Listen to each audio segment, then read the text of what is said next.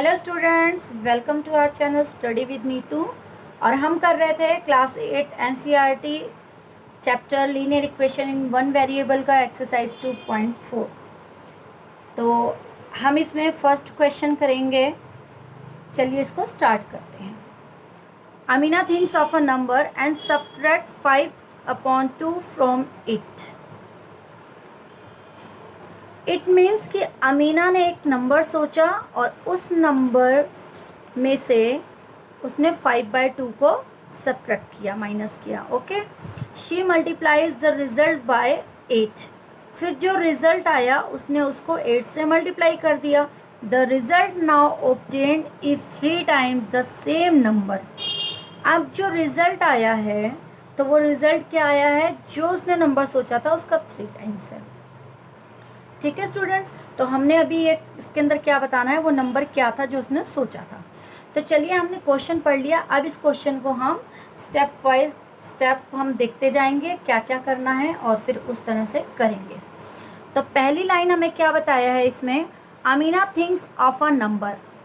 अब जैसा कि आपको पता है कि अगर हमें कोई नंबर नहीं पता है, अननोन है, तो लेट द नंबर बी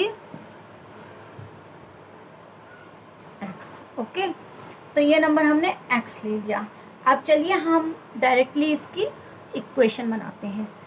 तो Amina thinks of a number, तो वो नंबर क्या है, x है।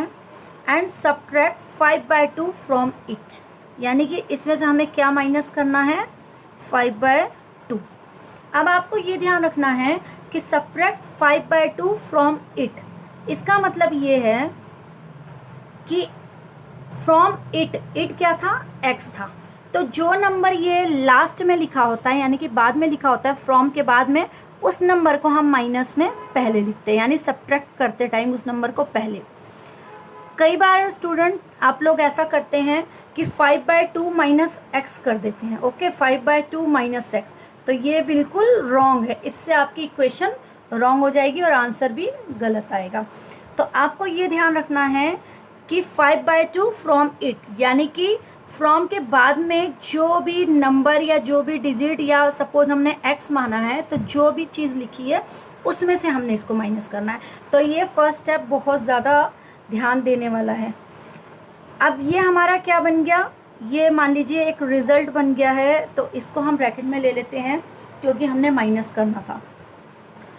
शी मल्टीप्लाइज द रिजल्ट, अब ये रिजल्ट क्या आया माइनस करके, अभी हमें नहीं पता, इसको हम करेंगे बाय 8। तो अब इस रिजल्ट को जो मतलब सब्ट्रैक्ट करने के बाद जो रिजल्ट आएगा उसको हमें मल्टीप्लाई किससे करना है, 8 से। तो हमने 8 लिख दिया।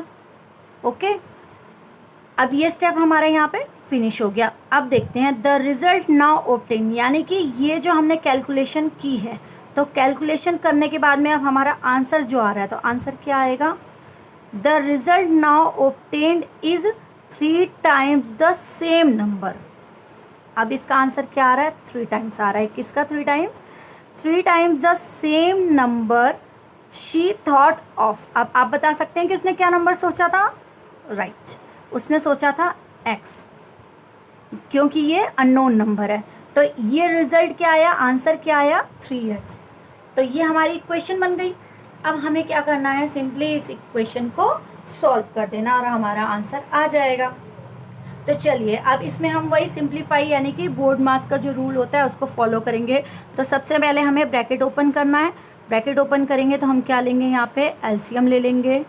तो ये 2 आ जाएगा, तो 2 into X 2x minus 5, okay, into 8 is equal to 3x।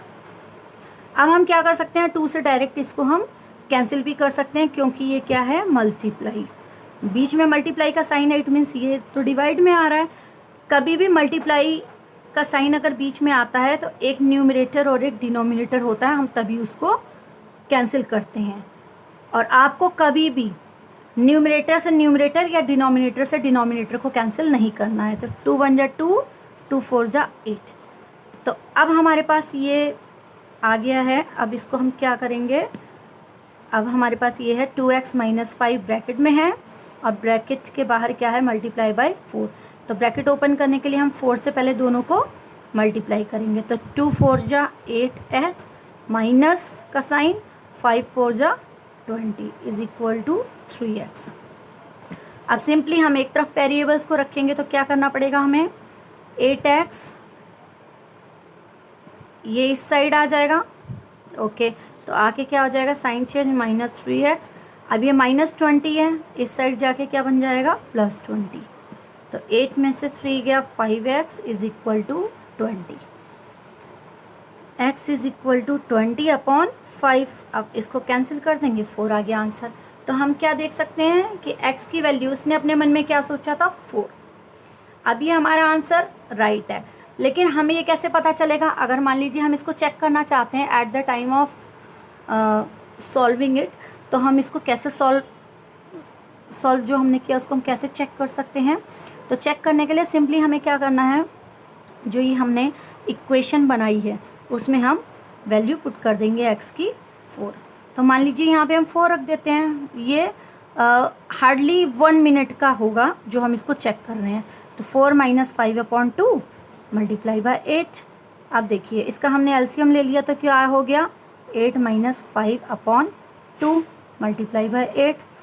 तो 2 4 जा 8, ये ब्रैकेट में था, 8 में से 5 कैंसिल माइनस किया तो क्या हुआ, 3 3 4 जा 12।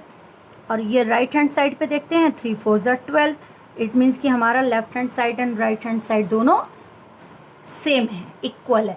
तो जब ये हमारा सेम आ जाए तो इसका मतलब क्या है, हमारा ये आंसर बिल्कुल एक्यूरेट बन रहा है।